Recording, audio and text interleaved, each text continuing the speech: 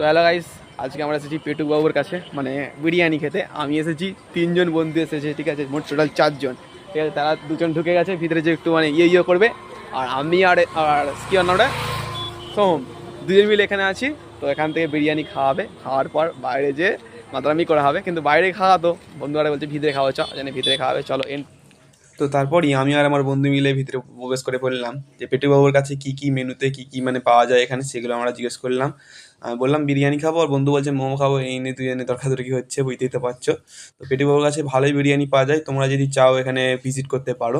এটা রাজহাটি থেকে মধ্যারঙ্গ যে আছে, মধ্যারঙ্গ থেকে একটু একটু বাঁদিকে যেয়ে কিছুক্ষণ মানে 2-5 মিনিট যাওয়ার পর তোমরা যেতে পারো। পেটুবাবু লেখা আছে ওখানে। রেস্টুরেন্টটা খুব ভালো, আর ব্যবহারও খুব ভালো মানুষজনের, তুমি যেতে পারো সেখানে।